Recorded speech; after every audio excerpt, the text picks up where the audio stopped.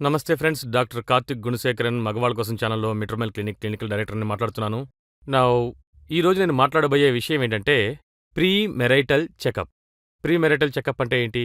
పెళ్ళికి ముందు పురుషులు వాళ్ళొచ్చి సెక్షువల్‌గా ఫిట్‌గా ఉన్నామా లేదని వాళ్ళు తెలుసుకునే ఒక టెస్ట్. సరేనా? సో, ఇందులో మనం ఏ టెస్ట్‌లు చేయబోతున్నాం అనే విషయం నేను మీకు చెప్తాను. ఎందుకు ప్రీ మెరైటల్ చెకప్ చేసుకోవాలి? ఎవరెవరు చేయించుకోవాలనే విషయం గురించి మనం మాట్లాడుకుందాం. సరేనా? సో, ప్రీ మెరైటల్ చెకప్ అంటే ఏంటంటే, బేసికల్‌గా మీరు సెక్షువల్లీ ఫిట్‌గా మీకొచ్చేసి ఫర్టిలిటీ పొటెన్షియల్ అంటే, మీరు తండ్రయ్యే అవకాశాలు మీకు ఉన్నాయా లేదా? ఇవన్నీ తెలుసుకోవాలని కొంతమంది మగవాళ్ళనుకుంటారు. సో, మనం ఏం చేయబోతున్నాం? బేసికల్లీ మనం ఒక వీర్య పరిశోధన చేయబోతున్నాం. సెమెన్ అనాలిసిస్ చేయబోతున్నాం. రెండోదొచ్చి బ్లడ్ టెస్ట్. బ్లడ్ టెస్ట్‌లో ఏమేం చూస్తామంటే, ఏదైతే మనకి సెక్స్‌ని ఎఫెక్ట్ చేస్తుంది అనే విషయానికొస్తే చాలా ముఖ్యంగా ఉన్నదేంటంటే డయాబెటిస్, రెండవది కొలెస్ట్రాల్. సో, డయాబెటిస్, కొలెస్ట్రాల్, మూడోదేంటంటే హార్మోన్స్ అంటే టెస్టోస్టెరాన్, ఎఫ్ఎస్‌హెచ్, ఎల్‌హెచ్ అనే హార్మోన్స్ ఉన్నాయి, ప్రోలాక్ట్ అనే హార్మోన్ ఉంది, థైరాయిడ్ అనే హార్మోన్ ఉంది. సో, వీటన్నిటిని కూడా మనం బ్లడ్ టెస్ట్‌లో చెక్ చేసి చూస్తాం. అది కాకుండా సమ్‌టైమ్స్ కొంతమంది మగవాళ్ళకి బయట ఎవరితోనైనా సెక్స్ వర్కర్స్‌తో కాంటాక్ట్ ఉంటే, డాక్టర్ నాకేదైనా ప్రాబ్లమ్ ఉంటే అది నా వైఫ్‌కి వెళ్ళకూడదు. అందువల్ల మీరు చూడండి నేను ఫిట్‌గా ఉన్నానో లేదో చూడండి అంటే, అప్పుడు మనం బేసిక్ ఎస్టీఏ సెక్షువల్ ట్రాన్స్మిటెడ్ ఇన్ఫెక్షన్స్‌ని బేసిక్‌గా మనం చెక్ చేసి చూడొచ్చు. సరేనా? సో, ఇవన్నీ బ్లడ్ టెస్ట్‌లో యూజువల్‌గా వచ్చేస్తాయి. తర్వాత మనం ముఖ్యంగా చేయాల్సిందేంటంటే ఎక్స్‌రే చెస్టు అలాగే ఈసీజీ. ఎందుకివి చేస్తున్నామంటే, మన లంగ్స్ ఇంకా హార్ట్స్ అనేవి బాగున్నాయా అని చెక్ చేయడం. సరేనా? ఇది చాలా ముఖ్యం.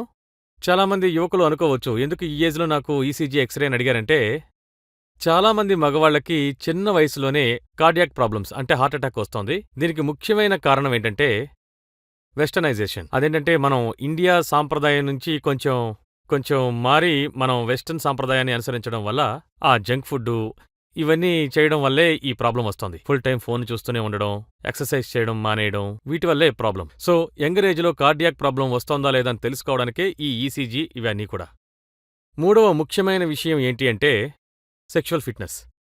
సో, సెక్షువల్ ఫిట్‌నెస్‌లో మనం ఏం చూడబోతున్నాం అనే విషయానికొస్తే పురుషాంగం. సో, పురుషాంగం అనేది పురుషాంగం సైజ్ ఎంతుంది? అలాగే ఇంకా థిక్‌నెస్ ఎలా ఉంది? పురుషాంగంలో బ్లడ్ ఫ్లో కరెక్ట్‌గా ఉందా లేదా? ఎందుకంటే మీకు తెలుసు అంగస్తంభన అనేది పురుషాంగ రక్త ప్రసరణని బట్టే ఉంటుంది. సో, అది పురుషాంగంలో రక్త ప్రసరణ ఎలా ఉంది అనేది మనం చూడాలి. అలాగే వృషణాల సైజు ఎంతున్నాయి?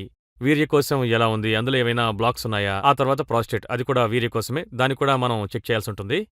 ఆ తర్వాత కిడ్నీస్ ఇంకా లివర్. కిడ్నీ ఏం చేస్తుందంటే బాడీలో ఉండే మలినాల్ని బయటికి పంపించే ప్రక్రియని చేస్తుంది. లివర్ ఏమో మన బాడీలో ఉండే హార్మోన్స్ ని మెటబలైజ్ చేసే ఒక ఆర్గాన్. సో, లివర్ సరిగ్గా లేకపోతే మీ టెస్టోస్టెరాన్ అనేది మెటబలైజ్ అవ్వదు. సో, అందువల్ల మనం దీన్ని కూడా చూడాల్సి ఉంటుంది. సరేనా? సో, రఫ్‌గా వచ్చేసి master checkup rather premarital health చెకప్‌లో మనం చేసేదేంటంటే ఈ టెస్టులనే ముఖ్యంగా చేస్తూ ఉంటాం. సరే, వీటిని ఎవరు చేయించుకోవాలి అంటే, అందరూ పెళ్లి చేసుకోబోయే వాళ్ళందరూ కూడా చేయించుకోవాలా అంటే అవసరం లేదు. నన్నడిగితే ఎవరిని చేయించుకోవద్దనే చెప్తాను. సరేనా? ఎందుకంటే నా విషయంలో అయితే 27 ఏళ్ల వయసులో పెళ్లయిపోయింది. నాకొక అమ్మాయిని చూశారు. ఈ అమ్మాయి నచ్చిందా అని అడిగారు. వెళ్ళాను, చూశాను, పెళ్లి చేసుకున్నానంతే.